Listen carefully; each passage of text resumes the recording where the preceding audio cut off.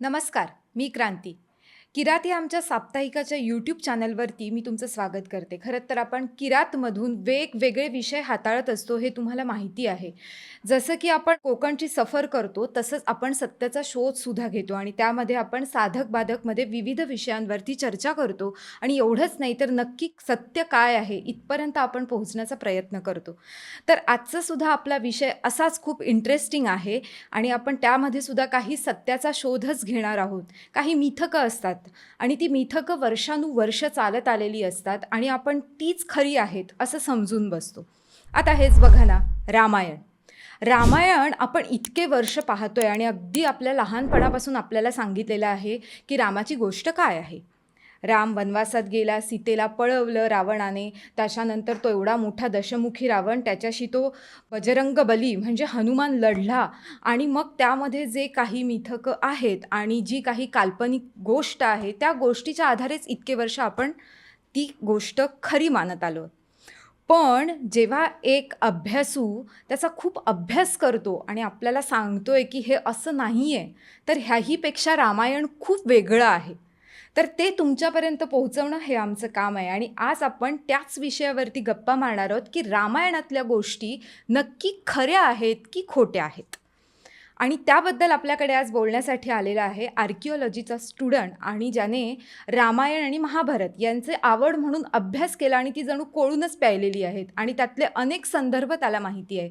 तर मी स्वागत करते सोहम आंबेडकर याचं. हाय सोहम. हाय. हाय. जसं आत्ता मी म्हटलं की तू रामायण अगदी कोळून प्यायलंयस, महाभारतही प्यायलंयस, म्हणजे तुला ते सांगावंसं वाटतंय की इतके वर्ष जे रामायण चालत आलंय, टी व्हीवर आपण बघत आलोत, गोष्टी वाचत आलोत, तर ॲक्च्युअलमध्ये अशा कन्सेप्ट नाही आहेत. आहे ते काहीतरी वेगळं आहे आणि जे दाखवलं जातं आहे ते काहीतरी वेगळं आहे, बरोबर? हो. सुरुवात आपण इथूनच करूया की आधी तू रामायणाबद्दल सांग.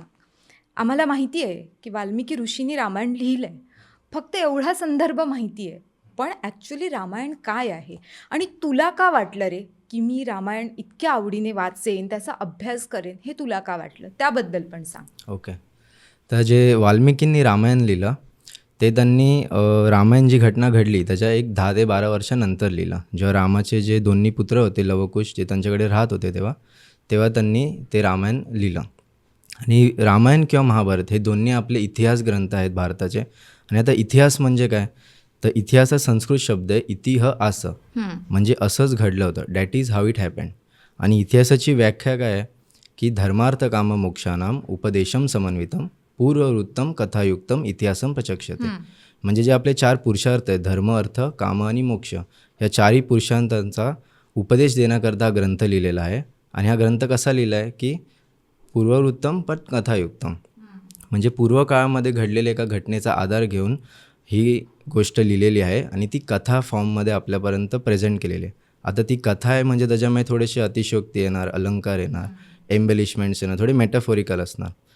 आणि याच ग्रंथाला आपण इतिहास असं म्हणतो. आणि वाल्मिकींनी जे रामायण लिहिलं आणि व्यासदेवांचं जे महाभारत आहे ते फारसं लोक वाचत नाही. जे प्रचलित रामायण आणि महाभारत आपण बघतो, जे तुलसीदासांचं रामचरितमानस आहे किंवा साऊथचं जे कंभ रामायण आहे हे आपण वाचतो.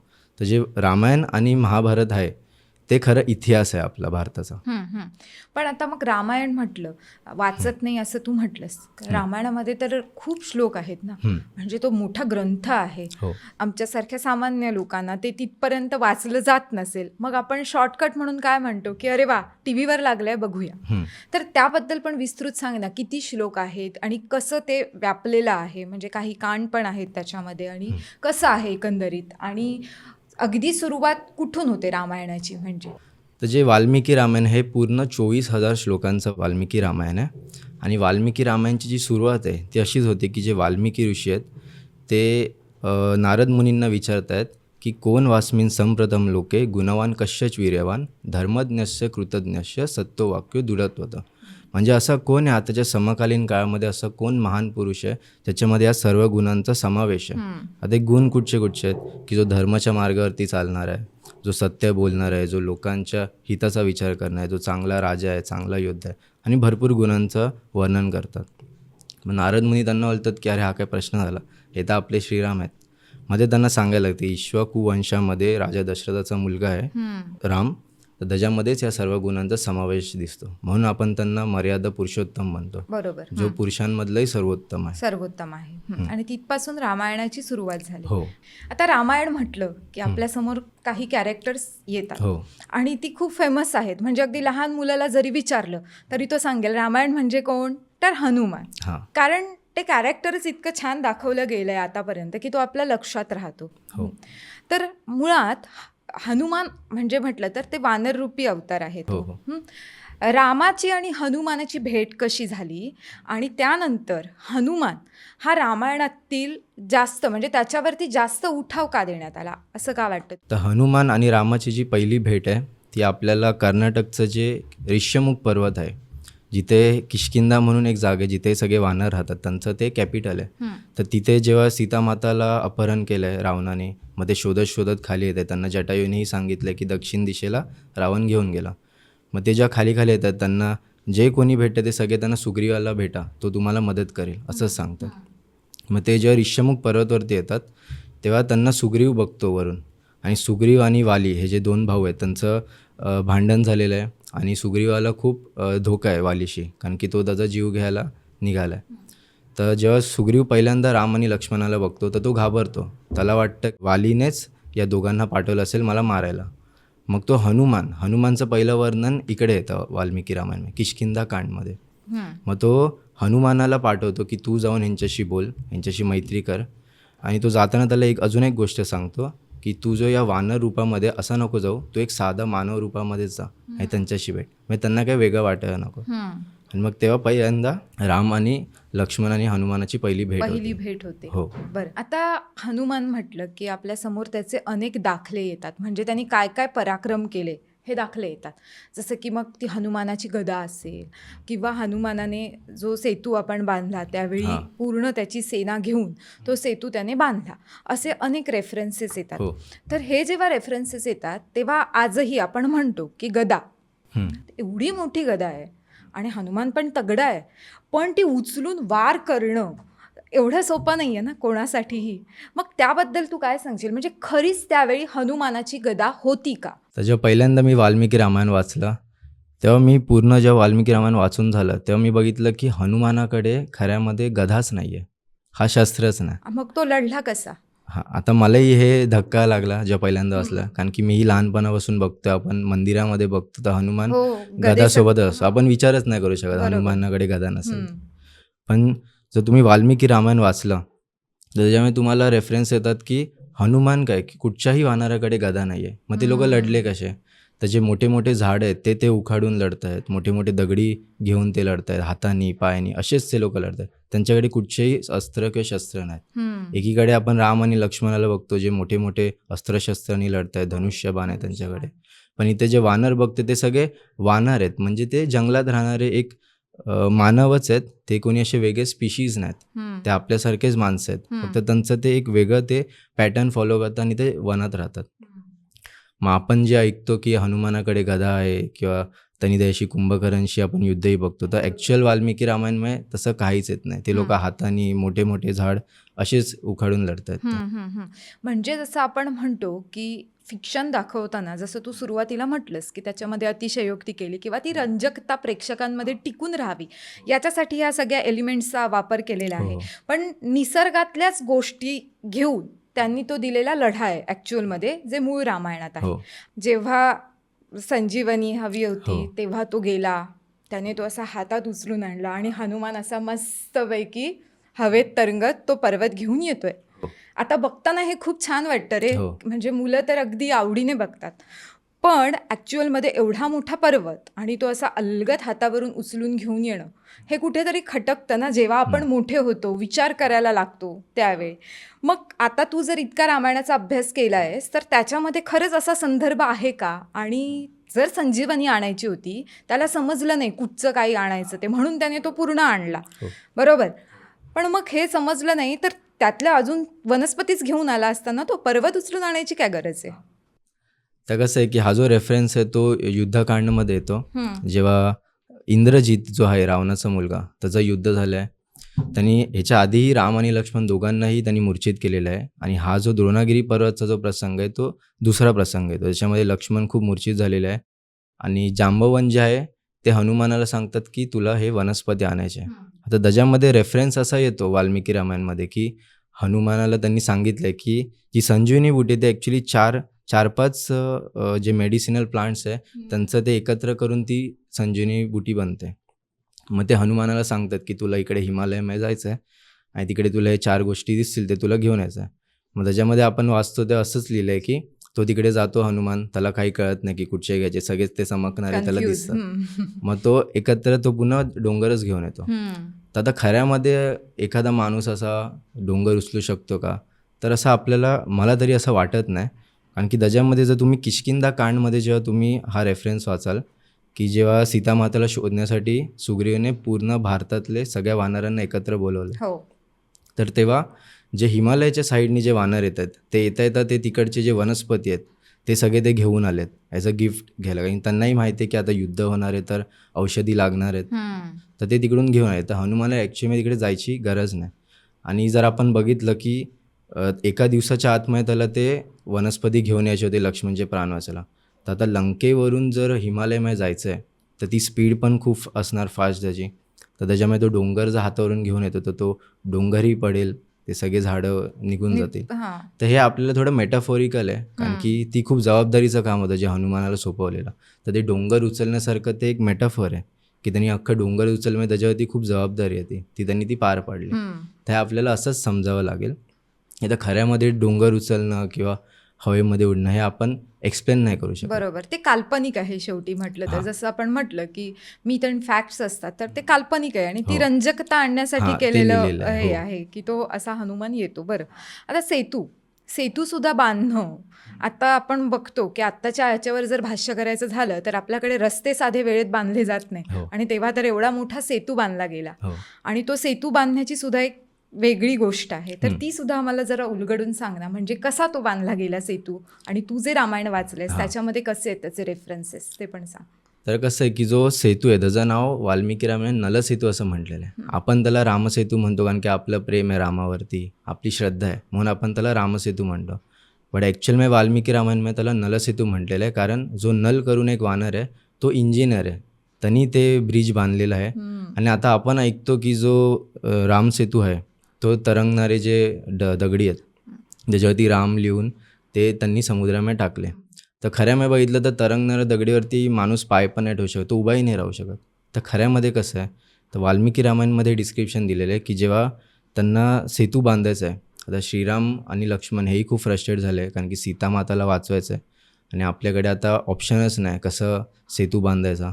मग ती समुद्रदेवाची ती आपण स्टोरी ऐकतो की ते येतात आणि तेच सांगतात की तुमच्यामध्येच एक जण असं आहे जो हे बांधू काम शकतो. करू शकतो. मग जो नल असतो तो बोलतो की मी कदाचित हे बांधू शकतो, मला ह्याचं थोडं नॉलेज आहे, माझ्या ह्याच्यामध्ये एक्सपर्टीज आहे, पण मला कोणी विचारलंच नाही म्हणून मी काय सांगितलंच नाही, असं तो बोलतो. मग जो नलसेतू आहे तो त्यांनी 5 ते 6 दिवसांमध्ये बांधलेला आहे. आणि त्याच्यामध्ये असं वर्णन येतं की त्यांनी पहिल्या दिवशी 14 योजन बांधलं, मग 20, मग 20, मग 26 असं करत त्यांनी 5 ते 6 दिवसांमध्ये तो बांधलेला आहे. आता एका आठवड्याच्या आत जो त्यांनी सेतू बांधलेला आहे तो ऑफकोर्स त्यांनी टेम्पररी बांधलेला आहे, कारण की तो नलसेतू बांधण्याचा मागचा जो उद्देश आहे त्यांचा तो हाच आहे की त्यांना लवकर लंकेमध्ये पोचायचं आहे आणि सीतामाताला वाचवायचं आहे. म्हणून त्यांनी तो एवढा स्ट्रॉंग पण नाही बांधला आहे. आणि एका आठवड्यामध्ये एवढा स्ट्रॉंग बीच जो आपण अजूनही एक्सपेक्ट करू की अजूनही तो पाहिजे, तर तो तसा पॉसिबल नाही आहे. कारण की त्यांना त्याच्यावरून नाही घोडे, हत्ती किंवा कुठचे रथ न्यायचे होते, ते सगळे त्याच्यावरून फक्त त्यांना चालत जायचं होतं. तर त्यांनी जो तो सेतू बांधलेला आहे त्याला नलसेतू म्हणतात. आणि महाभारतामध्ये पण तुम्ही जेव्हा रामायणचं 2दा-3दा वर्णन येतं रामोपाख्यांमध्ये, त्याच्यामुळे वेदव्यासांनी पण त्याला नलसेतूच म्हटलेलं आहे आणि श्रीरामसुद्धा त्याला नलसेतूच म्हणतात. तर आपण पण ॲक्च्युली त्याला नलसेतूच म्हटलेलं आहे कारण की ते नलाचं क्रेडिट आहे. म्हणजे त्यांनी ते सगळं केलं असल्यामुळे त्याचं तो नाव इंजिनियर आहे. आहे. पण जसं तू म्हटलास तसं भक्तिभावामुळे आपण त्याला हो. रामसेतू वगैरे म्हणतो. आत्ता तू सांगितलंस की लंका, म्हणजे लंकेमध्ये पोचायचंय, सीतेचं अपहरण झालंय, रावणाने केलेलं आहे. लंकेबद्दल सुद्धा आपल्या डोक्यात ना खूप भ्रामक कल्पना आहेत, म्हणजे की लंका नक्की कुठची आहे आणि अजूनही ती लंका आहे का तिथे अस्तित्वात. आणि म्हणतो ना आपण की कधी कधी मस्करीमध्ये किंवा लहान मुलं गप्पा मारताना किंवा श्रीलंका तीच लंका, तर ती लंका आहे का रावणाची. तर असे छोटे छोटे असंख्य आपल्या मनात चुकीचे समज झालेले हो. असतात की आपण समजून जातो. तर त्याबद्दल पण सांग ना, की लंका खरीच आहे का? तर आपण जी श्रीलंका ही रावणाची लंका समजतो, तर श्रीलंका ही रावणाची लंका नाही आहे, पहिली गोष्ट. ओ. मग तो जो रामसेतू आता जो धनुषकोडीवरून आपण बघतो, हं. रामेश्वरमवरून, तर तोही तो रामसेतू नाही जो वाल्मिकी रामायणमधला नलसेतू आहे. मग लंका आहे तरी कुठे? हं. तर आत्ता खऱ्यामध्ये लंका एक्झिस्ट नाही करत. ती आता माहिती नाही तिचं काय झालं पुढे, ह्याचं मला नॉलेज नाही. पण जे वाल्मिकी रामायणमध्ये डिस्क्रिप्शन येतात, की जेव्हा ती लोकं सीतामाताला सुग्रीवनी 4 वानरांच्या टोळ्या बनवल्यात, जे उत्तर, दक्षिण, पूर्व आणि पश्चिमला पाठवल्या. तर जे दक्षिणमध्ये येतात त्याच्यामध्ये हनुमान, अंगद, जांबवंत हे सगळे आहे. मग ती लोकं ज्या खाली येतात महेंद्रगिरी पर्वतावरती, आत्ता महेंद्रगिरी पर्वत जो आहे तो केरला आणि तमिळनाडू ह्याच्या बॉर्डरवरती आहे. तर तिकडे ती लोकं येतात, त्यांना संपाती आहे तो त्यांना भेटतो, तोही त्यांना सांगतो की दक्षिणमध्ये रावणाची लंका आहे, जी क्षितिजाच्याही पार आहे, ती एवढी लांब आहे. आपण जी श्रीलंका बघतो ती तर तमिळनाडूचा जो रामेश्वरम जो पॉईंट आहे त्याच्यावरून ती एवढी लांब नाही, 20-25 किलोमीटरच आहे. तर त्यांना 5-6 दिवस पण नाही लागणार जर श्रीलंका ही रावणाची लंका असेल तर सेतू बांधायला. आता जे त्यांचं जे डिस्क्रिप्शन त्याच्यामध्ये दिलं आहे की जो हनुमान तिकडे गेला सीतेला वाचवण्यासाठी, त्यांनी सीताला तिकडे भेटलं, त्यांनी सांगितलं की मी रामाकडून आलेलो आहे आणि मग तो तिकडून परत येतो. मग परत येऊन ते लोकं सुग्रीवाकडे जातात, त्यांना सांगतात की मला सीता भेटलेली आहे, तर आपण आता जाऊ लंकेमध्ये युद्ध करायला. मग जेव्हा ती लोकं खाली येत आहेत, आता कर्नाटकमध्ये ती लोकं आहेत किष्किंधामध्ये, तर तिथून जर श्रीलंका साईडला जर त्यांना जायचं असेल मग ती लोकं तमिळनाडूमध्ये जाणार या साईडला. बरोबर. आणि वाल्मिकी रामेश्वरमचंही वर्णन काही केलेलं नाही, जे आपण ऐकतो कथा किंवा टी व्हीमध्येही बघतो की रामाने तिथे शिवलिंग बनवलं वाळूचं हो. वगैरे, तर तीही कथा त्याच्या वाल्मिकी रामायणमध्ये येत नाही. ती लोकं जेव्हा खाली खाली येतात तेव्हा ती लोकं एक एक पॉईंट सांगतात, जसे की डोंगर जे त्यांना लागते, तर त्याच्यामुळे मलय पर्वत, सहाय्य पर्वत आणि मग महेंद्रगिरी पर्वत हे लागतं. तर हे जे डोंगर हे केरलामधली डोंगर आहेत. तर ती लोकं पूर्व जो भाग आहे वेस्ट कोस्ट त्याच्यावरूनच ती लोकं खाली खाली येतात आणि महेंद्रगिरी पर्वतावरती येऊन ती लोकं थांबलेले आहेत आणि तिथून त्यांना दक्षिणमध्ये 100 योजन लांब ही लंका आहे. तर ते लोकं महेंद्रगिरी पर्वताखालून जर तुम्ही दक्षिणला 100 योजन बघितला, आता 100 योजन म्हणजे खऱ्यामध्ये 900 ते 1000 किलोमीटर आपण म्हणतो किंवा एक्झॅजरेशनमध्ये आपण खूप लांब आहे असं म्हणतो. तर महेंद्रगिरी पर्वतापासून केरलापासून खाली साऊथमध्ये कुठेतरी ती लंका आहे, जी आता तिचा काय पत्ता नाही. नलसेतू तिकडे आहे, कारण की तोही लाकडांनी बनलेला आहे, दगडी टाकून माती टाकून असंच तो बिल्ड केलेला आहे, झाडांच्या वेळीने त्यांना बांधलं आणि बांधलेलं आहे. असंच. तर तोही अजून आता एक्झिस्ट नाही करत. तर जी रावणाची लंका आहे ती श्रीलंका ही नाही, जर तुम्ही वाल्मिकी रामायण वाचलं तर ती खाली कुठेतरी केरलाच्या 100 योजन साऊथला. खाली आहे. हां, तिथे आहे. बरं. पण आता मुळात आपण आता मगासपासून चर्चा करतोय, सीतेचं रावणाने अपहरण केलं. एकतर का केलं हा मुद्दा महत्त्वाचा आहे. आणि दुसरी गोष्ट, अपहरण केल्यानंतर त्यामागे त्याचा उद्देश काय होता? त्याने तर सीतेला फक्त नेऊन तिथे ठेवलं होतं. तर त्याबद्दल पण सांग ना, कारण बऱ्याच वेळा आपण काय म्हणतो, बाकी सगळ्या कन्सेप्ट आपल्या डोक्यात असतात. मग रावण तिथे आला, वेश बदलून सीतेला घेऊन गेला वगैरे, ह्या गोष्टी माहिती आहे. पण खरंच मूळ रामायणामध्ये सुद्धा असंच आहे का जे दाखवलंय ते?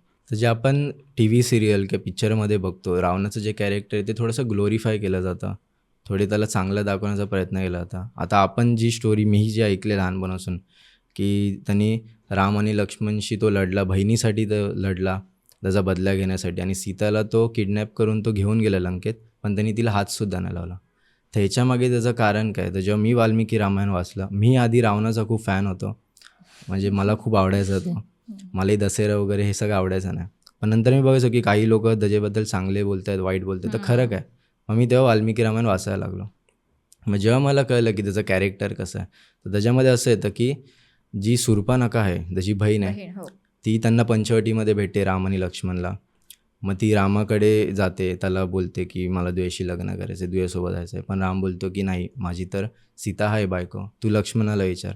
मग लक्ष्मणी बोलते की तुला माझे बायको बनून काय करायचं आहे, तू पण दासी बनशील, मी तर माझा भावाचा दास आहे. मग हे जेव्हा त्यांचं चालू आहे डिस्कशन, तर शूर्पणखाला थोडासा राग येतो आणि ती सीतेकडे जाते तिला मारायला, कारण की तिला वाटतं हिच्यामुळेच हे दोघंही माझ्याकडे येत नाहीत. मग ती जेव्हा त्याच्याकडे अटॅक करायला जाते तेव्हा मग लक्ष्मण तिचे नाक आणि कान कापतो. मग त्याच्यानंतर ती तिकडून जाते, तिचे जे चुलत भाऊ असतात, खरं, दूषण, त्रिशीर, हे तिकडे राहत असतात जवळच. मग ती त्यांच्याकडे जाते, मग त्यांचंही रामासोबत युद्ध होतं. राम त्यांनाही मारतो. मग तिकडून जे ती रावणाकडे जाते आणि तेव्हा ते खूप इंटरेस्टिंग आहे की ती रावणाकडे जाते. आता तिला माहिती आहे तिचा भाऊ कसा आहे, ती लहानपणापासून राहते त्यासोबत, तिची बहीण आहे. तर ती रावणाकडे जाते आणि त्याला सांगते की राम आणि लक्ष्मण आणि सीता करून पंचवटीमध्ये राहत होते आणि ती सीता एवढी दिसायला सुंदर आहे, तिचं ती पूर्ण वर्णन करते की तिचे चेहरा कसा आहे, तिचे डोळे कसे आहे, तिचे गाल कसे, असं ती पूर्ण वर्णन करते. आणि हे सगळं ऐकून रावण खूप कामासक्त होतो, तो लष्टनी पूर्ण भरतो. आणि मग ती बोलते मी तर तिला तुझ्यासाठीच आणत होते, पण ते राम आणि लक्ष्मण दोघं मध्ये आले आणि त्यांनी आपले सेना पण मारले, भावांना वगैरे. मग जो रावण आहे तो काही बहिणीसाठी तो लढायला काही तिकडे गेलेला नसतो, तो मरीचसोबत मिळून एक प्लॅन करतो की आपण सीतामातेला कसं किडनॅप करायचं. कारण की त्याला खरंच जर बहिणीचा जर बदला घ्यायचा असता तर तो तिकडे त्याशी युद्ध करायला गेला असता, त्यांनी सीताला घेऊन तो आला नसता. आणि मग तो जातो तिकडे, सीताला तो घेऊन येतो. आणि वाल्मिकी रामायणमध्ये असे डिस्क्रिप्शन दिले रावणाचे की त्यांनी फक्त सीतालाच किडनॅप नाही केले, त्यांनी अजून 2-3 बायकांसोबत त्यांनी खूप दुर्व्यवहार केलेले. त्याच्यामधली एक पुंजिक स्थला करून एक स्त्री आहे, तिच्यावरती तो खूप अत्याचार करतो, बलात्कार करतो. आणि मग ती रागून ब्रह्मदेवाकडे जाते आणि त्याला सांगते ह्यांनी माझ्यासोबत असं दुर्व्यवहार केलेला आहे, तर तुम्ही काहीतरी करा. मग ब्रह्मदेवानी त्याला वरदान दिलेले आहेत. मग ते त्याला श्राप येतं की तू जर पुन्हा असं काही केलंस, कुठच्या स्त्रीच्या मर्जी विरुद्ध तू काय केलं तिच्यावरती जबरदस्ती, तर तुझे जर डोकं आहे ते 100 तुकड्यांमध्ये फुटेल, असं ते श्राप देतात. आणि अजून रंभा करून एक स्त्री आहे, जी नात्याने त्याची सूनच आहे. त्याचा जो भाऊ आहे रावणाचा कुबेर करून, त्याच्या मुलाची ती बायको आहे. आणि तो एकदाच असं तो फिरत असतो रावण, सगळीकडे तो राज्य मिळवत असतो. मग तो कैलाश पर्वताच्या इथे येतो, तो जिथे ही लोकं राहत असतात. त्या रंभावरती पण तो अत्याचार करतो, तिला तो उलटं लेक्चर द्यायला लागतो की असं नाही. तो आता त्या झोनमध्ये गेलेला आहे पर्टिक्युलर की त्याला काही दिसत नाही, तो पूर्ण त्या कामासक झालेला आहे. ती त्याला बोलते की तुम्ही तर माझे वडिलांसारखेच आहेत, मी तर तुमची सून आहे. मग तो ते तिला बोलतो की नाही, मी फक्त माझ्या मुलाच्या बायकोलाच मुलगी म्हणून समजतो. आणि तो तिच्यावरती अत्याचार करतो. मग तीही सांगते नलकुबेरला. आणि त्याच्यानंतर सीतामातालाही आपण बघितलं, त्याच्यावरती त्यांनी अत्याचार असे केले नाही कारण की त्याला हा श्राप आहे.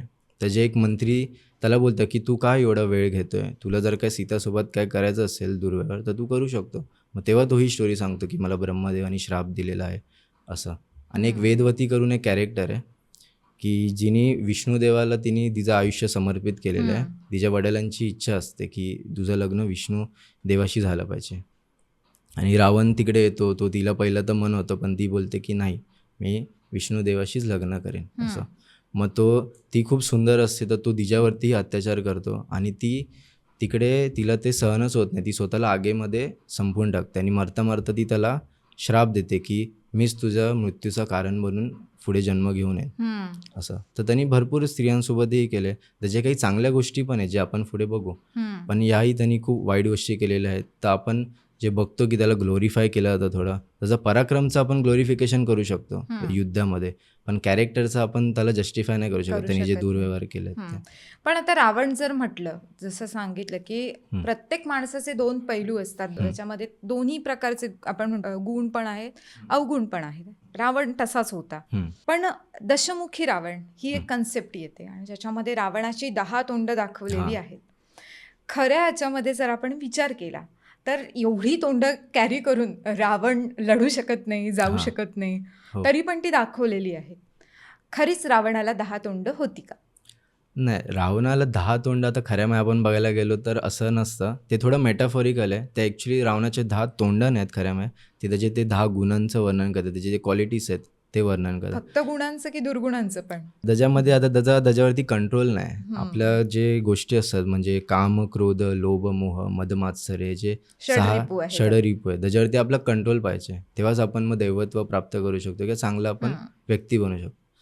तर जेव्हा हनुमान पण जेव्हा लंकेमध्ये जातो तर तो रावणाला तसंच बघतो की त्याला 1 तोंड आहे, 2 हात आहेत, 2 पाय आहेत, तो झोपलेला आहे किंवा तो सिंहासनावरती बसला आहे. त्याचे जे 10 तोंडांचं जे वर्णन जेव्हा येतं वाल्मिकी रामायणामध्ये ते येतं, पण ते कधी येतं जेव्हा तो काहीतरी असं मोठं काम करतोय विशेष, म्हणजे काहीतरी पर्वत उचलतोय किंवा लढताना तो खूप पराक्रम दाखवतोय की सिंहासनावरती असा बसलेला आहे, तर तेव्हा त्याचं ते वन येतं. ते थोडंसं मेटाफोरिकल आहे.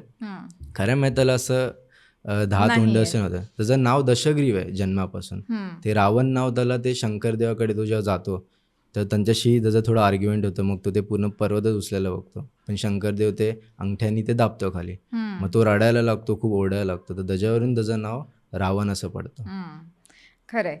पण आता रावण जर म्हटलं तर रावण बलाढ्य होता. हम्म.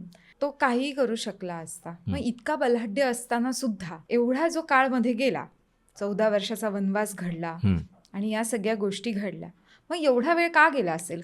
म्हणजे रावण तर क्षणात सगळं संपवू शकला असता ना. हम्म. मग त्याला सीतेला छळायचं होतं म्हणून त्याने तिथे नेऊन ठेवलं, बदला घ्यायचा होता म्हणून तिथे नेऊन ठेवलं. पण मग त्याच्यापर्यंत पोहोचायला रामाला आणि एवढा वेळ लागला, ह्या सगळ्या गोष्टी घडल्या. मग काय, कशामुळे घडल्या असतील? आणि रामायणात ह्याचा काही उल्लेख आहे का मुख्य रामायणामध्ये? ओके. तर जे 14 वर्षाचा वनवास होता रामाचा, ते जे त्यांचे 12 वर्ष ते त्यांनी दंडकारण्यामध्ये घालवले आणि शेवटचे 2 वर्ष होते ते अगस्त्य मुनींना ते भेटतात आणि ते सांगतात तुम्ही पंचवटीमध्ये स्पेंड करा. मग ते जे शेवटचे 2 वर्ष जे पंचवटीमध्ये राहतात महाराष्ट्रामध्ये, त्यात जो शेवटचं वर्ष त्याच्यामध्ये हा सगळा इन्सिडेंट होतो शूर्पणखाचा. मग रावण तिला घेऊन गेलाय. मग श्रीराम आणि लक्ष्मण हे शोधत शोधत खाली येत आहेत आणि खाली आल्यावरती मग त्यांना सुग्रीव भेटतोय. मग सुग्रीवला त्यांनी सांगितलं, पहिलं त्यांनी वालीचा वध केलेला आहे, सुग्रीवला मग त्यांनी राजा बनवलं आहे. मग त्याच्यामुळे सुग्रीव त्यांना बोलतं की आता पावसाळ्याचा सीझन चालू आहे, तर 3-4 महिने आपण कुठे पाठवू नाही शकत कोणाला.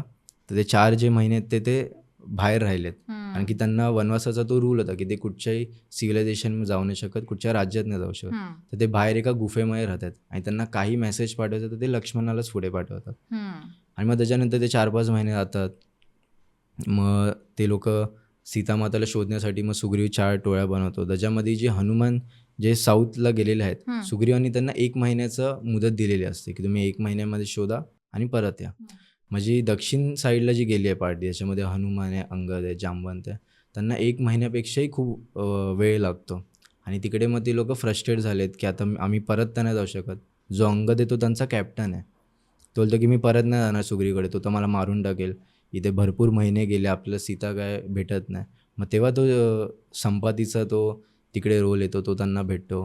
मग ते लोक जटायूबद्दल त्याला सांगतात. मग त्याला जेव्हा कळतं की त्याचा छोटा भाऊ मेलेला आहे आणि त्याला रावणाने मारलं, मग त्याला इथं खूप धक्का लागतो. मग तो त्यांना रावणाबद्दल सांगतो की ती लोक दक्षिणला रावणाची लंका आहे, तर तुम्ही तिकडे जाऊन त्याला शोधा.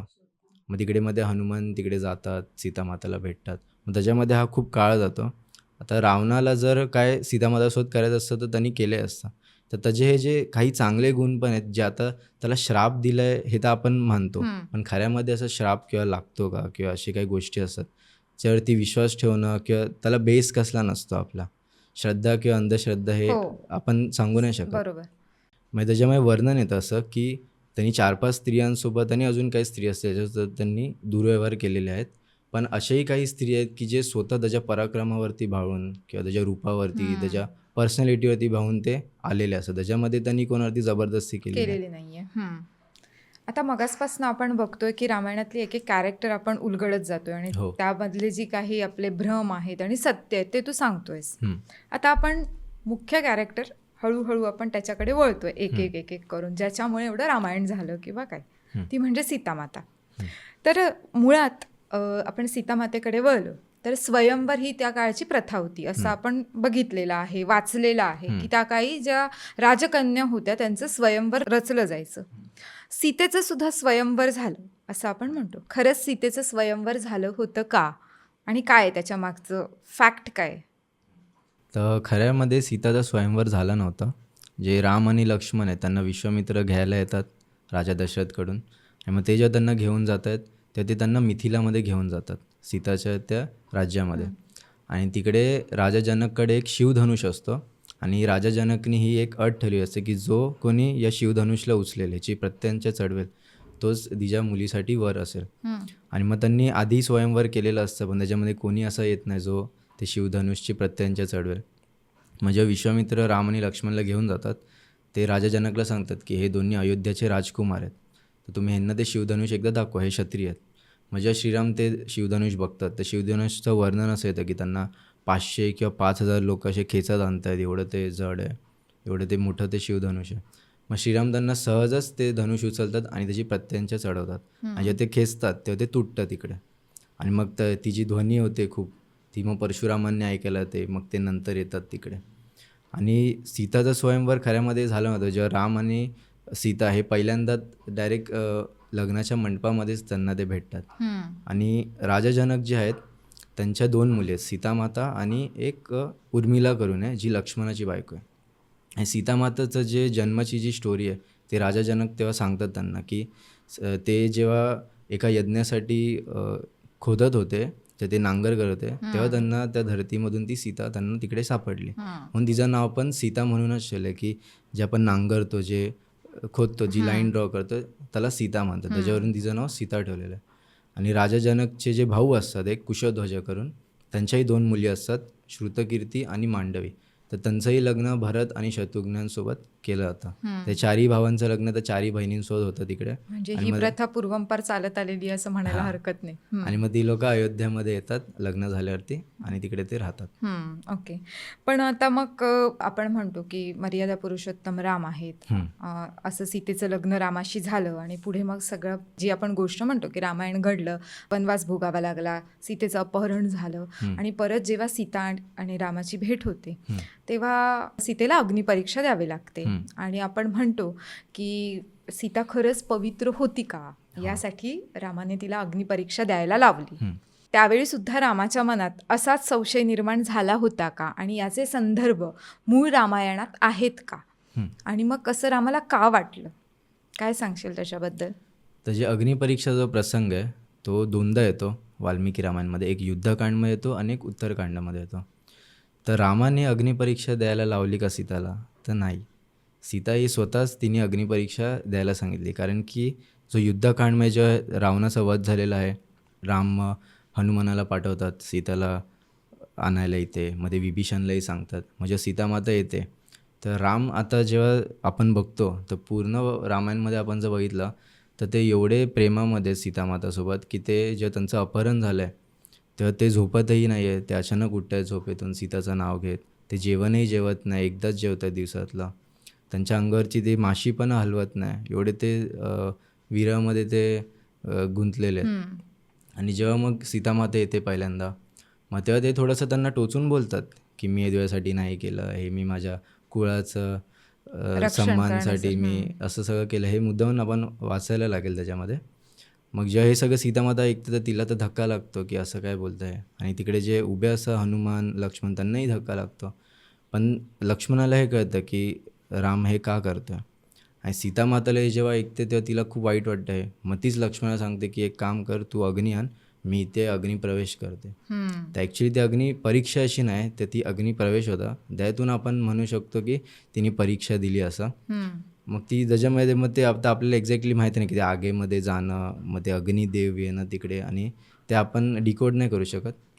पण त्याच्यामध्ये एवढं क्लिअर होतं की ती पवित्र आहे आणि तिच्यासोबत काही दुर्व्यवहार केलेला नाही रावणाने. आणि त्याच्यात नेक्स्ट क्षणी राम हे सांगतो सीतेला की माझ्या मनात तर कधीच हा संशयच नव्हता तुझ्याबद्दल. मला तर माहिती होतं की रावण तर तुला कधी हातपायी लावू शकत नाही, त्याचं एवढं ते आहेच नाही. आणि जेव्हा मग हे लोक परत येतात, कारण की आता राम आणि सीता हे राजा आहेत आणि तीही राणी आहे, तर लोकांच्या मनात हा संशय निर्माण होणारच. कारण की जेव्हा हनुमान जेव्हा लंकेमध्ये जातात तेव्हा ते सीतामाताला भेटल्यावर ते बोलतात की तुम्ही माझ्यासोबत परत या, तुम्ही कशाला इथे राहतात. तर सीतामातासुद्धा त्यांना काही अट घालते. ती 2-3 गोष्टी सांगते की नाही, तू जर मला वाचवलं तर मला वाचवण्याचं श्रेय हे तुला जाणार, रामाला नाही. तर त्यांनाच इकडे येऊ दे आणि त्यांनीच मला वाचवलं पाहिजे. आणि अजून ते 2-3 उदाहरण देतात की तुझी गती एवढी फास्ट आहे की मी पडेन हवेतून उडताना, किंवा मी दुसऱ्या पुरुषाला स्पर्श करू नाही शकत. तसं ते एक प्रकारे ही रामाची एक परीक्षाच होती जी त्यांना पार पाडायला लागली. कारण की किती लोक त्याच्यामध्ये मेले, वानरच्या साईडचे किंवा राक्षसही. जर हनुमानाने तिकडेच आणलं असतं तर ते सॉल्व्ह झालं असतं. मग ह्याच्यामुळे हाही प्रश्न एक उठू शकतो. मग जेव्हा तिकडे जातात ती लोक अयोध्यामध्ये, मग ती लोक राहतात. मग एक टाईम असा येतो की काही लोक येतात अयोध्यामधले रामाला भेटायला आणि ते सांगतात की आपल्या राज्यामध्ये थोडे असे काही मिसकन्सेप्शन थोडे असे चालू आहेत तुमच्याबद्दल, लोक काहीतरी बोलत आहेत. मग ते राम त्यांना विचारतो की काय आला.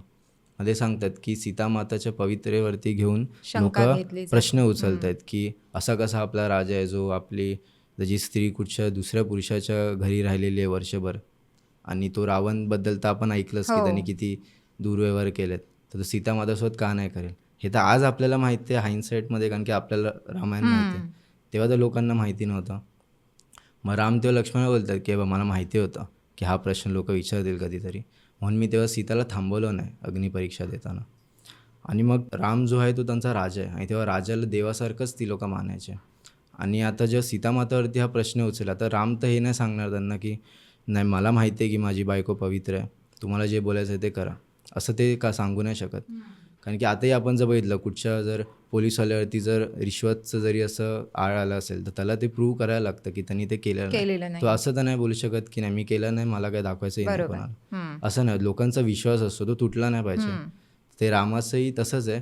ते त्यांनी लोकांसाठी हे सीतामाताला लोकाग्रस्तव त्यांनी हां, कारण की सीताही अशा राज्यामध्ये राहू नाही शकत तिच्यावरती एवढे प्रश्न उचलले जाते तिच्या पवित्रवरती घेऊन, तिच्या कॅरेक्टरवरती घेऊन. मग ते तिला वाल्मिकी ऋषींचं जे आश्रम आहे त्याच्यावरती ते लक्ष्मणाला सोडायला सांगतात तिकडे की तू तिथे राहा.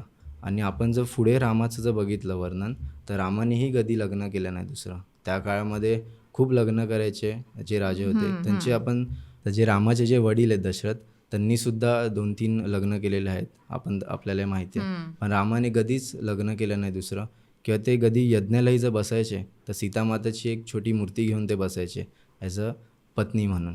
तर त्यांनी कधीच असं वागलं नाही सीतामातासोबत. आता प्रश्न असा आहे की नाही श्रीराम चुकीचे आहेत, नाही सीतामाता चुकीचे आहे. ॲक्च्युली जर कोणाची चूक आहे तर ती आपलीच आहे. कारण की तेव्हाची जी लोक आहेत ती आपणच लोक होते. आपणच आपल्या राजावरती विश्वास नाही ठेवू ठेवला. शकत. बरोबर. आणि हा विश्वास त्यांचा तुटतो कसा, कारण की जेव्हा त्यांना 14 वर्ष जे वनवास लागले, आता प्रत्येकाच्या मनामध्ये राम राम हा आहेच की हा आपला राजा आहे, देवासारखंच त्यांना मानायचे. पण तो 14 वर्षाचा जो गॅप पडला त्याच्यामध्ये, जो भरत तेव्हा राज्य भरतही खूप चांगला आहे, त्यांनी काही वाईट नाही केलं. बट त्याच्यामध्ये जो विश्वास होता लोकांचा रामावरती, सीतेवरती, तो त्याच्यामुळे थोडा तुटला. म्हणून आपण हे बघतो की लोक प्रश्न उचलायला लागली. तशी ती गोष्ट होते. म्हणजे असं म्हणायला हरकत नाही की जशी सीता धरणीत म्हणजे धरणीच्या ह्याच्यातून सापडली जनक राजांना आणि पुन्हा ती धरणीत गेली हो. आणि तिने तिचं ते पवित्र असणं सिद्ध केलं, कारण तिचा जन्म त्या धरणीतूनच झाला हो, होता. बरोबर. सो अशा पद्धतीने आपण जज केलेलं आहे की हे असं झालं म्हणजे असंच असणार. तर ॲक्च्युअलमध्ये असं काहीच नव्हतं. जे काही होतं ते सगळे आताही जसे आपले खूप सारे गैरसमज असतात तेच गैरसमज इथे बरोबर. होते आणि तेच आपण स्क्रीनवरती किंवा पुस्तकांमध्ये वाचलेले आहेत. हो. पण ॲक्च्युअलमध्ये असं नाही आहे. आता आपण पुन्हा एकदा थोडंसं वानरसेनेकडे येऊया, कारण आताही तुझा ह्या बोलण्यामध्ये असा उल्लेख आला की ती वानरसेना वगैरे सगळी गोष्ट. वानरसेना आपण म्हणतो, मग आता थोडंसं ते आपल्याला जसं आपण म्हणतो की अश्मयुगातला माणूस जसा प्रगत होत गेला आणि त्याची जी मग वेगवेगळी रूपं पुढे पुढे डेव्हलपमेंट होत गेली, तशीच हे वानरसेना आपल्याला दिसत होती. जरी शेपटी वगैरे असली त्यांना तरी ते असं माणसासारखं चालणं वगैरे, त्यांच्या तोंडाचे आकार वेगळे होते, ते वानरासारखे होते वगैरे, असं सगळं आहे. तर ही जी वानरसेना आहे तर त्यातले काही काही असे छोटे मोठे पराक्रम आहेत. त्या वानरसेनेने तो जसं तू म्हटलं सेतू बांधला, किंवा हनुमानाने छाती फाडून दाखवलं की माझ्या हृदयात राम, सीता आणि लक्ष्मण आहे वगैरे. आणि त्याच्यानंतर हनुमान शेपटीबरोबर गोल शेपटी करून बसायचा. आणि त्याच्यानंतर आग पण लावली त्याने लंकेला. तर ह्या वानरसेनेबद्दलच्या अशा छोट्या मोठ्या अशा गोष्टी आहेत. तर ही सुद्धा मिथकं आहेत की खरं आहे? आता याचे तुमचे भरपूर प्रश्न आहेत, तर मी एक एक करून सांगतो. की आता पहिला वानर हे कोण आहेत, तर हे आपल्यासारखे माणसंच आहेत. आता याच्या मी अजून 2-3 ॲड करतो की जे जटायू आहे म्हणजे गिधाड ज्याला आपण म्हणतो. जे जामवंत आहे म्हणजे वृक्ष, भालू. आणि वानर म्हणजे ज्यांना आपण माकड असं समजतो. आणि राक्षस हे घेऊ. आणि एक नाग करून पण घेऊ, जे आपल्या रामायणमध्ये एवढं वर्णन येत नाही, ते महाभारतामध्ये येतात. तेही सगळी लोकं कोण आहेत, तेही सगळी माणसंच आहे आपल्यासारखे. ते काही वेगळे स्पीशीज नाही आहेत किंवा काही प्राणी नाही आहेत वेगळे, ते आपल्यासारखी माणसं आहे. जेव्हा वानरांचं तर जेव्हा वर्णन येतं, जसं मी तुम्हाला सांगितलं की जेव्हा पहिल्यांदा हनुमान भेटतो श्रीराम आणि लक्ष्मणाला, सुग्रीव त्यांना सांगतो की तू वानर रूपामध्ये नको जाऊ, तू तुझा हा रूप काढ आणि एका नॉर्मल रूपामध्ये जा. म्हणजे ते लोक त्यांचा तो रूप काढू शकतात. ती लोक ती एक पर्टिक्युलर वेशभूषा असे करायचे, कारण की ती लोक जंगलात राहतात. तर प्राण्यांसोबत ती लोक राहतात, तर त्यांच्यासारखंच त्यांचं थोडं वातावरण आहे आणि एन्व्हायरमेंट ते मॅच करतात. तो पर्टिक्युलर एक त्यांचा क्लॅन किंवा आपण एक कम्युनिटी बोलू तसेच आहे, की त्यांनी ठरवलं आहे की ते लोक जंगलामध्ये राहणार, ते शेपटी लावणं, तसं वागणं, ते त्यांचं तो एक गोष्ट आहे. आणि जेव्हा युद्धाची जेव्हा गोष्ट येते तेव्हा श्रीराम सगळ्यांना एक हे सांगत असतात की आपले जे वानर लोक आहेत तुम्ही सगळ्यांनी हे लक्ष द्या की आपल्या साईडला फक्त मी, लक्ष्मण, विभीषण आणि विभीषणसोबत जे आलेले 4 लोकं असतात ते मानव रूपामध्ये लढणार आहे आणि तुम्ही सगळे लोक तुमच्या वानर रूपामध्येच लढा.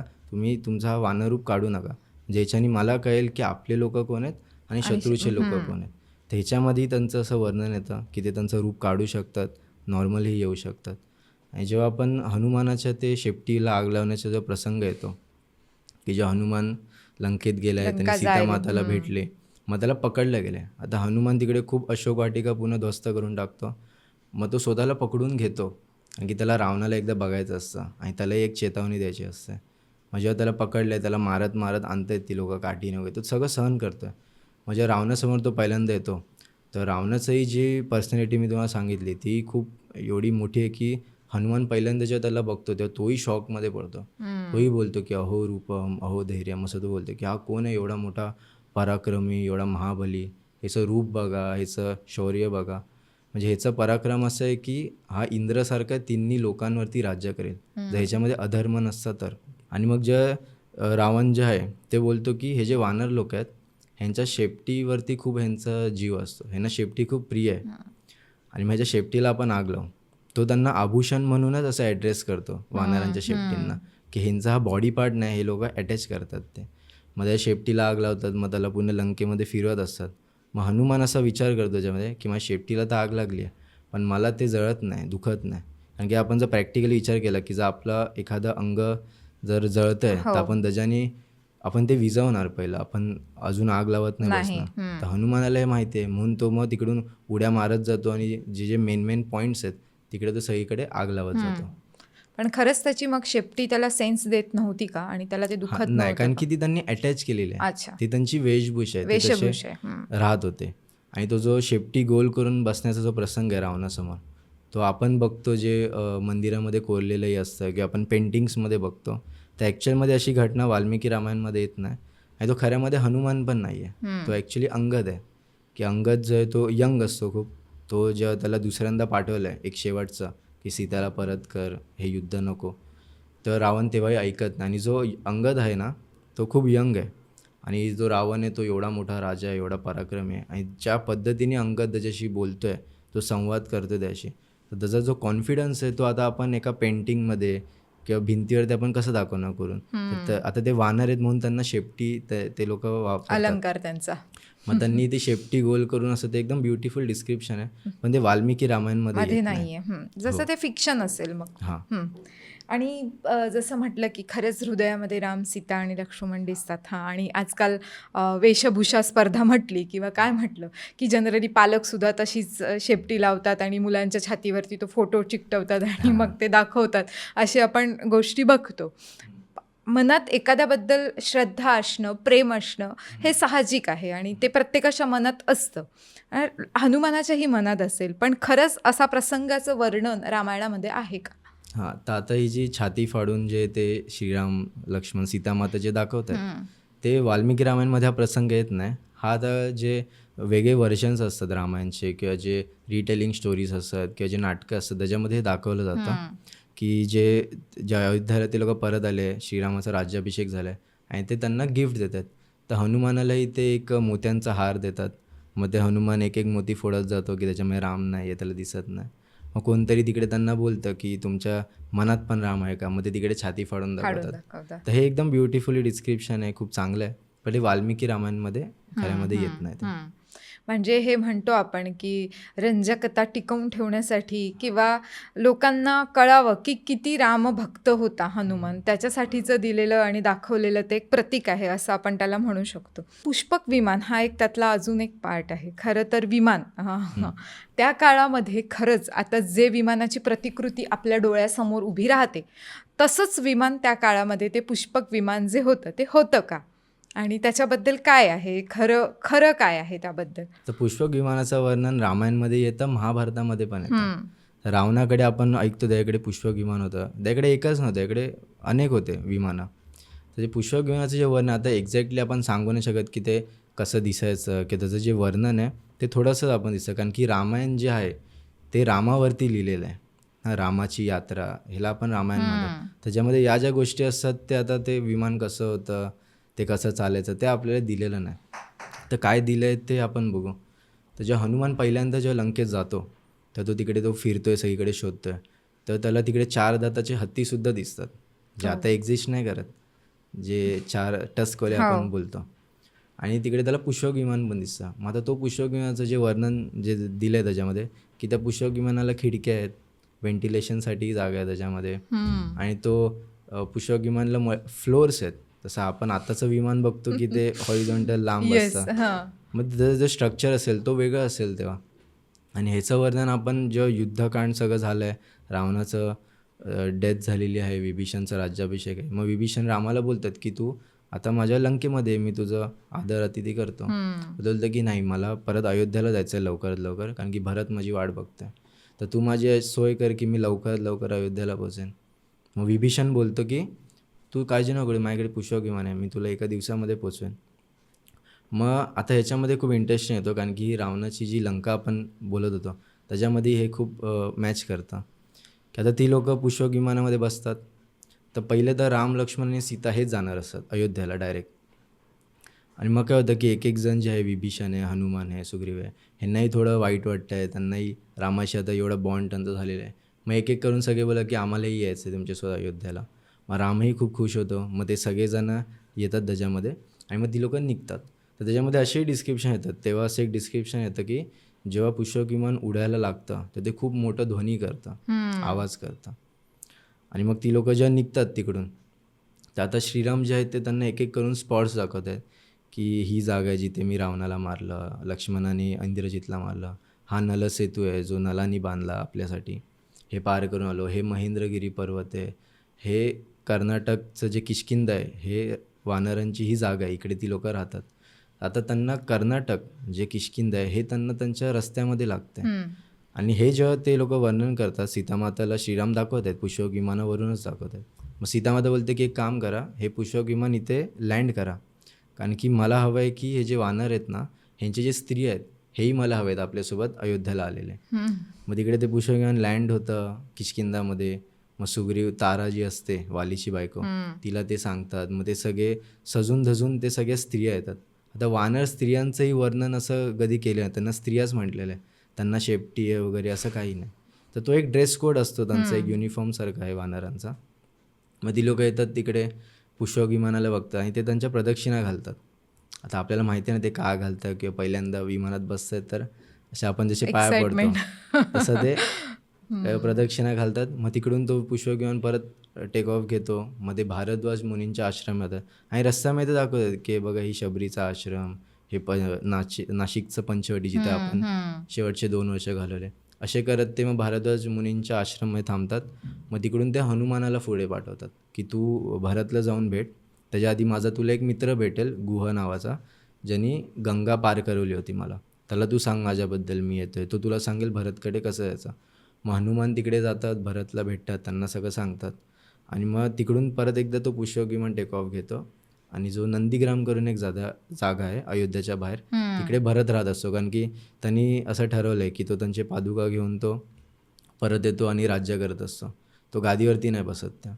मग तिकडे ते पुष्पक विमान लँड होतं आणि मग श्रीरामसुद्धा तिकडे येतात आणि मग तिकडून मग ते अयोध्येमध्ये रथावरतीच जातात. आणि जे महाभारतामध्ये आपण जे वर्णन ऐकतो त्याच्यामध्ये पुष्पक विमानाचं वर्णन येतं, पण ते नाही कौरवांकडे, नाही पांडवांकडे किंवा नाही श्रीकृष्णाकडे. श्रीकृष्णाचं एक एनिमी असतो शाल्व करून, त्याच्याकडे सौभ नावाचं एक विमान असतं, तो ते घेऊन आलेला असतो लढायला आणि त्याच्यामध्ये तो त्यांच्याशी लढतो आणि मग शेवटी श्रीकृष्ण त्याचा पराभव करतात शेवटी. म्हणजे होतं इन शॉर्ट, आपण असं म्हणायला हरकत नाही की होतं. आणि नंतर ते आता मॅच होतात आताच्या आणि गोष्टी. हळूहळू मग त्याच्यावरूनच कदाचित आता हे पुढे सगळं राईट बंधू आणि ह्या सगळ्या गोष्टी पुढे गेल्या असतील. म्हणजे हे मिथक न म्हणता खरंच असं काहीतरी त्यावेळी एक होतं जे हवेमध्ये उडत होतं आणि ज्याच्यातून प्रवास करणं त्यावेळी त्यांनाही, त्या सगळ्या मंडळींना सोपं जात होतं असं आपण म्हणू शकतो. आता 7 चिरंजीवी ह्याबद्दल सुद्धा अधिक माहिती जर आपल्याला जाणून घ्यायची असेल तर आपल्या रेफरन्सेस छोटे छोटे असतात आणि आपण बघतो फिक्शन वाईज आणि विसरून जातो, त्याबद्दल पण थोडंसं सांग ना. तर आता जे आपले 7 चिरंजीवी आहेत की जे अश्वत्थामा, बलिर्व्यासो, हनुमंश, विभीषणो, कृप परशुरामश्च सप्तैते चिरंजीविनो, त्याच्यातले महाभारतामधले काही चिरंजीवी आहेत, रामायण काळातले आहेत, मग परशुराम जे आहेत जे त्रेतायुगमधले रामायणाच्याही आधीचे, आणि एक राजा बली करून आहे, जे वामन अवतार आपल्याला माहिती आहे, हो, त्याच्या वामन डोक्यावरती अवतार. पाय ठेवतात ते. तर तो एक आहे. आता हे 7 चिरंजीवी कोण आहेत आणि चिरंजीवीचा अर्थ काय? तर चिरंजीवीचा अर्थ आपण असं समजतो की इमॉर्टल, म्हणजे अमर किंवा असं अमरत्व. समज. हो. पण ॲक्च्युअल मी चिरंजीवी म्हणजे जो खूप काळापर्यंत जगलेला आहे, ज्याचं चिरजीवन आहे, खूप मोठं जास्ती. त्याचं आयुष्य आहे, त्याला चिरंजीवी म्हटलं. आणि हे जेवढे पण कॅरेक्टर्स आहेत 7 चिरंजीवी, ह्यांचं वर्णन आपल्याला रामायणमध्ये दिसतं, महाभारतामध्ये दिसतं. हे खूप इम्पॉर्टंट कॅरेक्टर आहे त्यांच्या त्या गोष्टीमधले. तर ह्यांचा जो इम्पॉर्टन्स आहे हेही त्या ग्रंथाला खूप मोठं बनवतं. आणि एक्झॅक्टली ह्यांच्यासोबत काय झालं, ह्यांचा मृत्यू कसा झाला हे त्या ग्रंथालाही माहिती नाही, इतिहासाला माहिती नाही. तर आपण सांगू नाही शकत की त्यांचं पुढे काय झालं. आणि हे जे 7 चिरंजीवी आहे हेच फक्त आपल्याला दिसत नाही, आपल्याला काही ऋषी पण आहेत जे आपल्याला, आता दुर्वासा ऋषी करून आहेत जे श्रीरामांना अयोध्यामध्ये भेटायला येतात. तेच आपल्याला महाभारतामध्येही दिसतं, जे कुंती माताला ते वरदान देतात. त्याच्यानंतर असून अनेक विश्वामित्र जे आहेत जे श्रीरामांना घेऊन येतात, तेही आपल्याला महाभारतामध्ये दिसतात. वाल्मिकीजी पण आपल्याला महाभारतामध्ये दिसतात. तर हे तेच वाल्मिकी आहेत, तेच ऋषी आहेत का? तर नाही. तर हे वेगळे वेगळे. जसं आपण रावणाचंही ऐकतो की रावण जो आहे त्यांनी एकदा रामाचे जे जे वंशज आहे मागचे, त्याच्यामध्ये एक अनरण्य करून एक राजा असतो, जो रामाच्या खूप आधीचा आहे राजा. त्याच्यासोबत त्याचं युद्ध होतं आहे रावणाचं. तो त्याला मारतो आणि तो मरता मरता त्याला बोलतो की माझ्याच वंशामध्ये एक असं येईल जो तुझा वध करेल. किंवा आपण जे रावणाचं ऐकतो की जो सहस्त्र बाहू करून आहे कार्तिवीर्य अर्जुन, त्याचा परशुरामांनी त्याचा वध केला. तर त्याच्याशी त्याचं युद्ध आहे रावणाशी, तो हरतो त्याच्याशी. मग त्याचे ते आजोबा येतात पौलस्य ऋषी करून आणि ते सॉर्ट करतात ते. आणि आपण जांबवंत पण बघतो, जे रामायणमध्ये तर आहेच, पण ते त्याचा जी मुलगी आहे जांबवंताची, जांबवती, तिचं लग्न श्रीकृष्णासोबत झालेलं आहे. तर हे तेच जांबवंत आहे का? तर नाही. हे वेगवेगळे आहेत. ते कसं, ते त्यांची एक ती पदवी होते, ते त्यांना टायटल भेटते. जसं आताही आपण आदि शंकराचार्य बोलतो, तर आताचे जे शंकराचार्य आहेत ते वेगळे आहेत. जे खरे आदि शंकराचार्य होऊन गेले ते हजारो वर्ष आधीचे आहेत. तर त्यांचं ते इम्पॉर्टन्स एवढं आहे की त्यांची ती नाव, ती पदवी होते, आणि मग ते लोक तेच नाव घेऊन कंटिन्यू करतात, पुढे जात आले. हो. खरंय. आता या कॅरेक्टर जसे आपण एक एक बघत आलो, तसं लक्ष्मण सुद्धा रामायणातलं एक महत्त्वाचं पात्र आहे. कारण एवढ्या त्याच्या ह्या सगळ्या प्रवासामध्ये जो काही खडतर प्रवास होता, चांगला प्रवास होता, त्याच्यामध्ये लक्ष्मणाने त्याला साथ दिलेली आहे. आणि भावाचं उदाहरण द्यायचं झालं तर भाऊ कोणासारखा असावा, तर लक्ष्मणासारखा असं म्हटलं जातं. बरोबर. पण हा जो लक्ष्मण होता त्याने त्याचं सगळं आयुष्य रामासाठी वेचलं होतं. युद्ध झालं, त्याचं आयुष्य आपण बघितलं, त्याची कशी उर्मिला लक्ष्मण यांची त्याच्यामध्ये कशी वाताहत झाली, म्हणजे उर्मिला कादंबरीमध्ये त्याची अनेक वर्णनं पण आहेत. तर मग युद्धानंतर लक्ष्मणाचं काय झालं आणि नंतर पुढे राम आणि लक्ष्मण हे सत्तेवरती होते का, म्हणजे काय आहेत त्याचे रेफरन्सेस? तर जे युद्ध झालं त्यांचं, मग सीतामाताची अग्निपरीक्षा झालेली आहे, त्यांनी स्वतःचं देह त्यांनी त्याग करून दिलेलं आहे जमिनीमध्ये. मग त्याच्यानंतर काय होतं की एका काळी दुर्वासा ऋषी, मी तुम्हाला सांगितलं, ते श्रीरामांना भेटायला येतात तेव्हा, आणि त्यांना श्रीरामांना भेटायचं असतं. आणि त्याच्या आधी जो काळ असतो, ज्याला आपण यमदेव असं म्हणतो, किंवा जो काळ आहे, तो श्रीरामांना भेटायला आलेला असतो अयोध्येत. आणि तो त्यांना बोलतो की मला तुमच्याशी काहीतरी संवाद करायचा आहे पर्सनली, तर तुम्ही आपल्या दोघांचा संवाद असताना कोणी मध्ये आलं नाही पाहिजे, आणि जर कोण आलं तर तुम्ही त्यांना मृत्यूदंड देणार, असं त्यांनी अट ठेवलेली असते. मग श्रीराम लक्ष्मणालाच सांगतात की तू बाहेर उभं राहा आणि कोणाला आत येऊ देऊ नको. आणि तेव्हा नेमके दुर्वासा ऋषी येतात.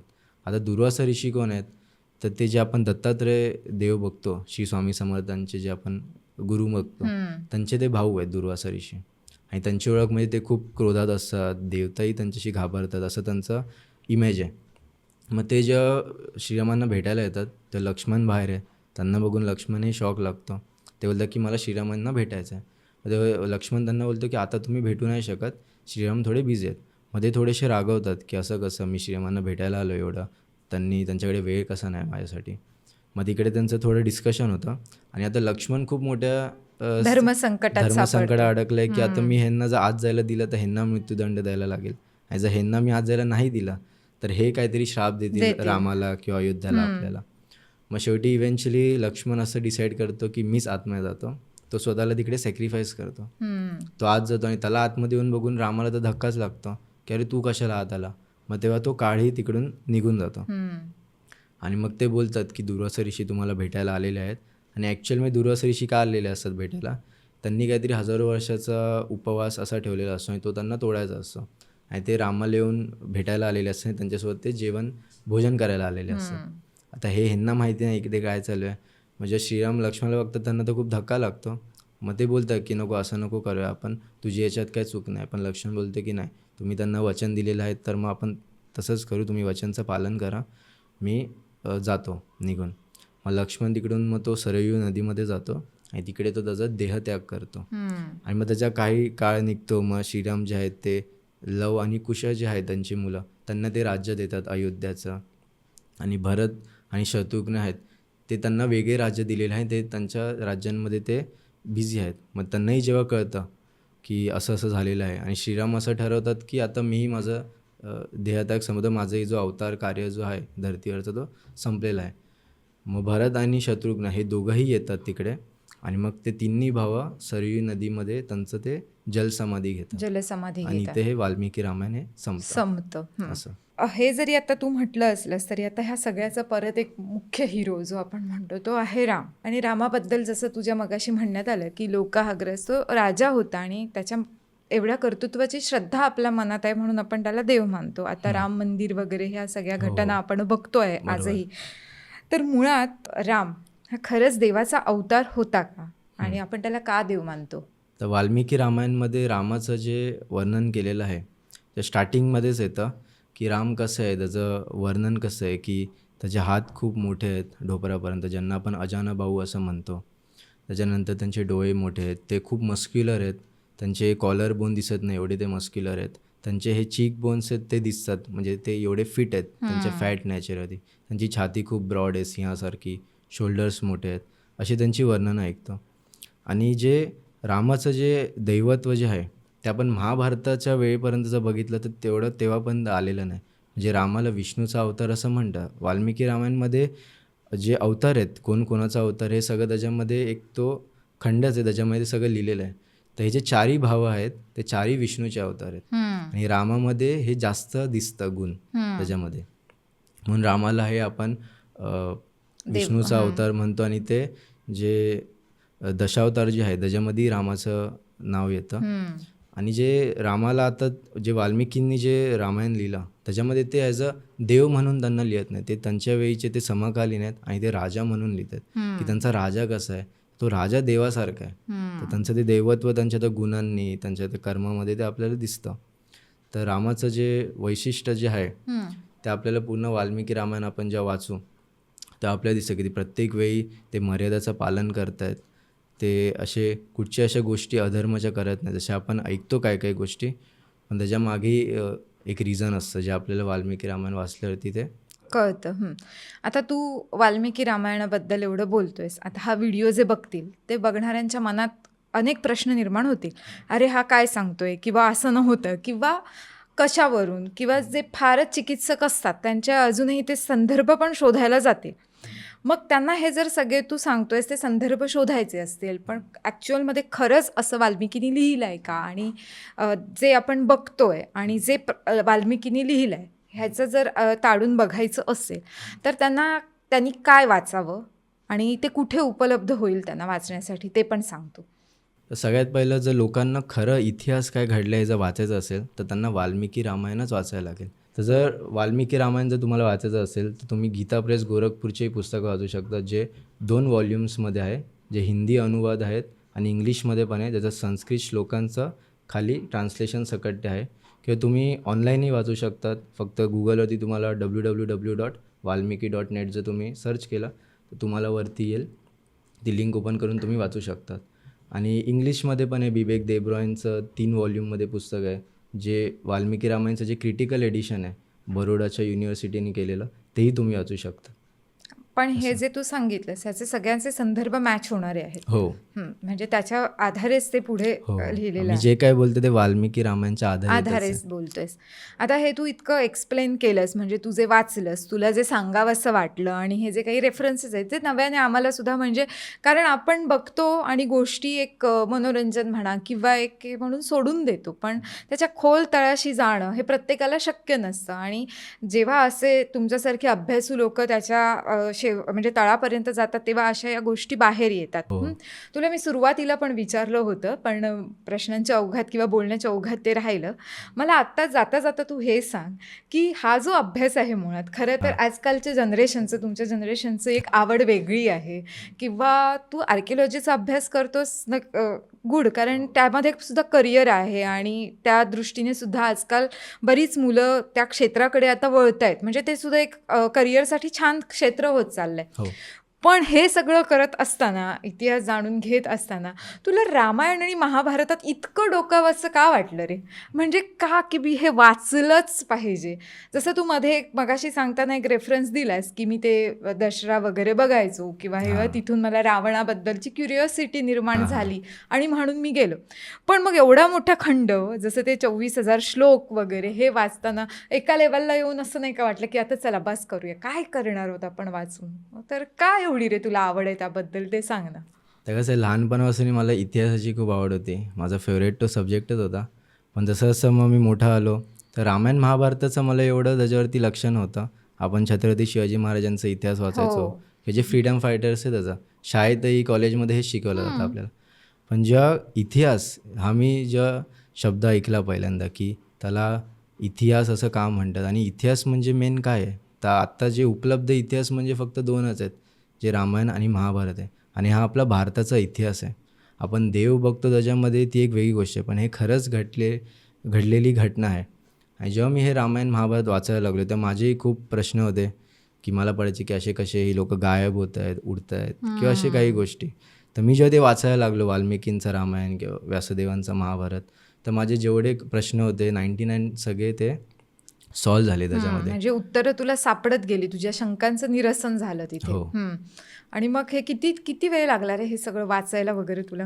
आता मी जेव्हा वाल्मिकी रामायण वाचायला तेव्हा तर मी कॉलेजमध्येच होतो. आता माझं झालं तेव्हा मी एक्झामच्या वेळी पण कधी टाईम भेटला तर हेच वाचायचं.